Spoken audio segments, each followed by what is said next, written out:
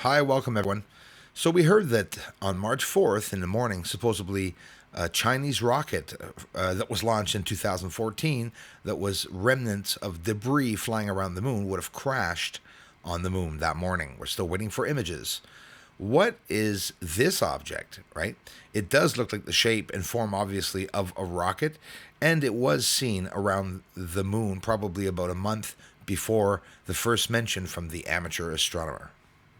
So if you look up a NASA image of the sun, the HMI intensitygram of the image of the sun, and they show all the features like the plasma lifting up and everything.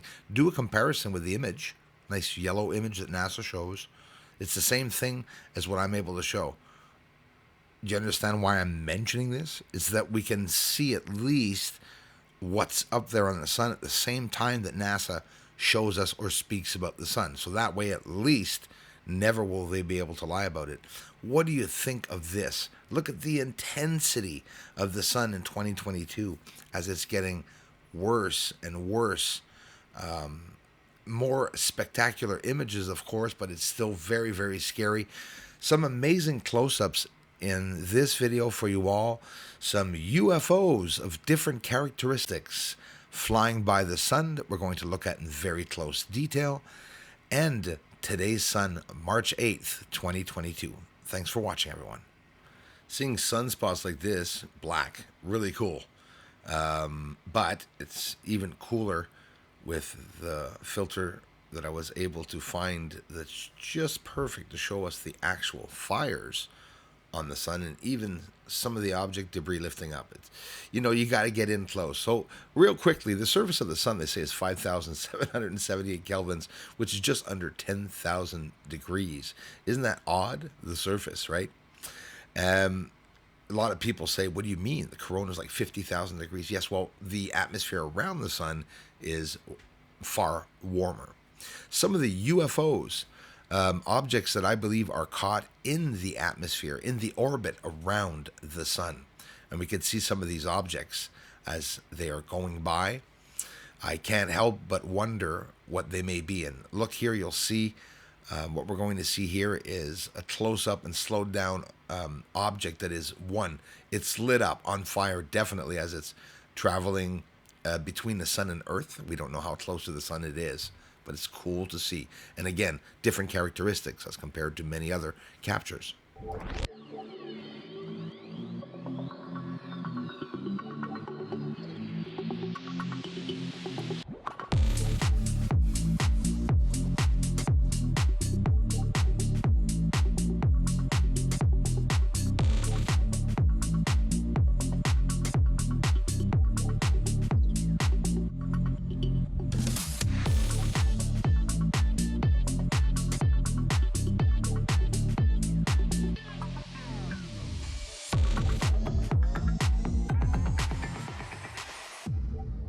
Hard to see, but there's a sunspot on the left there. And there's also the plasma lifting up over to the right. And with the filtering, you can also see the differences of how they show us these different features on the sun. 2960, very concerning, obviously as big as the one that sent a geomagnetic storm very recently to Earth. Hopefully it will not merge, meaning that they will align fields. You can see the lines between them aligning themselves. Right there, again, is all those fields, lines, and magnetic field lines form. When they cross over themselves, danger for a solar eruption and geomagnetic storms and a coronal mass ejection.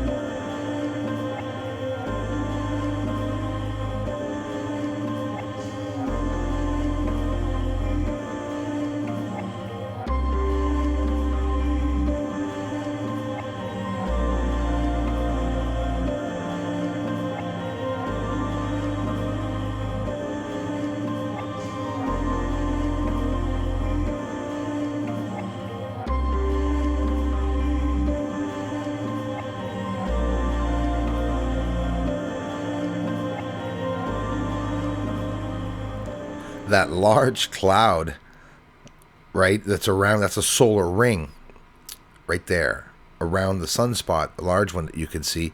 And that's what they're saying, that's stopping light and UV rays from reaching Earth. If Bill Gates is going to start blocking out sun rays, and their test has worked, apparently, we don't hear much about him, do we? That's fine. That's fine, right? But it still is concerning, because in reality, I'm just learning myself that it affects the chemistry of the atmosphere of Earth. The sun dominates, rules, is the mother of Earth, and it decides on all our weather here. So obviously, even though this is not as big as the Carrington event, it is still very, very big. Maybe one day there will be a Carrington event. So what we're looking at now is me filming the sun a lot closer by going outside and not just getting the whole sphere, but trying to zoom in so that we can see it a lot closer. And look at all the features that we can see in the spots, right down to the tiniest speck, which, by the way, the tiniest speck is larger than Earth. Imagine. So to give you an idea of the size of that, let's look at a comparison of what intensitygram and NASA actually shows, because I'm just showing you quite simply that I'm getting the same thing and showing unique ways to see it differently and to see other features of it. Watch. We can see it here, very big one here on Wikipedia of the sun with all the spots. And now my sun over to the left, which obviously I have to get in closer for it to be that close because I'm filming further away. It's still awesome that we can see the same features. So when I filter it, you could see actual fire and movement and everything, like you're going to see here as I do a simple little switch here, as I always do with the same colors. So now we can see the fire moving, you see? And when people show the spots, well, you don't see anything moving. So this is live, of course, on the left, and just a comparison real quick. It's a lot of work. It doesn't show going out, going inside, re-editing it, adjusting it. On the moon, we have real lines on the surface that look like they're hauling gas out, or maybe it's a Hydro-Quebec, right? Maybe not Quebec, but like a hydro system. Look at that. Isn't that amazing? We're seeing massive construction. And this is not all over the moon. There's only certain spots that we can see. Again, close to the Southern Highlands, right near Clavius Crater, all these set up pipes and lines. Let's go over to see a real UFO that's what seems to be quite high over the atmosphere of the moon. Listen, this could also be debris. We call things UFOs because they're unidentified flying objects. And that I've been clear since the beginning of my research. That's why we have to analyze the characteristics of some of the lights. So quite basically, it could be some just regular debris. It could be flashing also in the light, reflecting in the sun. But either way, we can see it. You know, is it a satellite around the moon? Apparently there were 4, right? If I'm not mistaken. It's always changing. I never get the same number, and I'm not really concerned about the number, but I know there should be a few. There should be one there for the communications now coming for the astronauts of the Artemis project in 2024, which I do believe will be delayed several years with what's going on now with Putin and the war. Not just Putin, Ukraine, China, US, Canada, every country now, what it seems. So, with that said, that small light that I saw, what about this one? Far larger, right? And it's on the surface of the moon. We can see them arriving to the moon. It's absolutely hilarious. Well, it wasn't hilarious at the beginning. It was very frightening for me. You can see lights in the background illuminating the sky. I mean, holy crap. What is that? What are they, right? So again, I don't hide that I can get debris. This is definitely, I believe, debris. But then again, some, person can say, bro, it could be a UFO. Sure. It's a UFO, right? It's unidentified. We don't know what it is.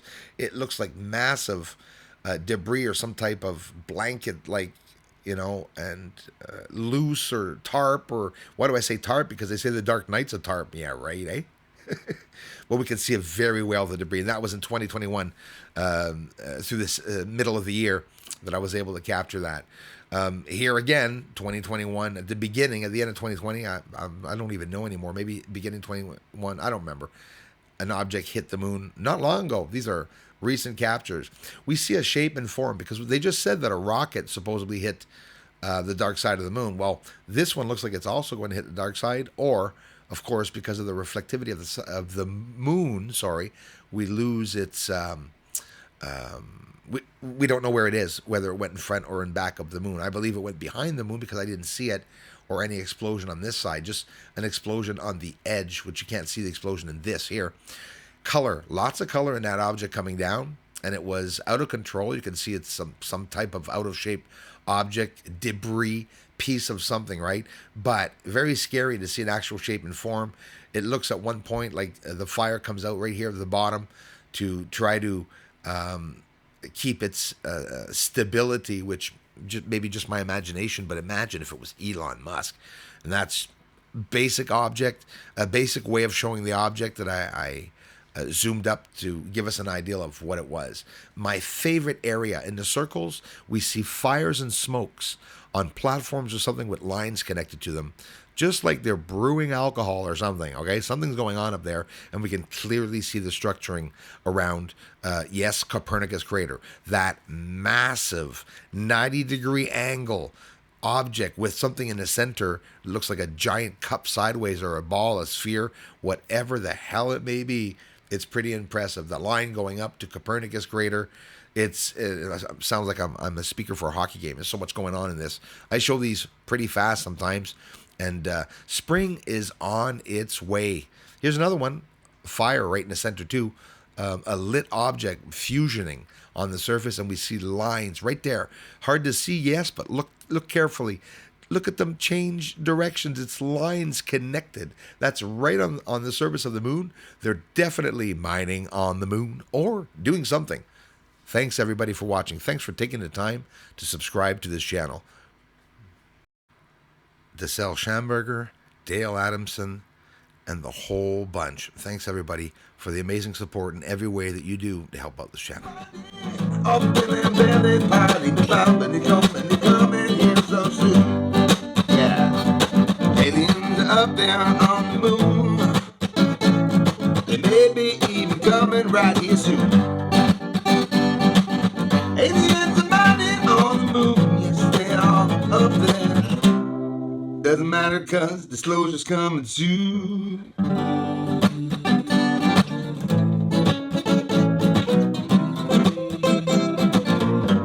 Disclosure's coming soon.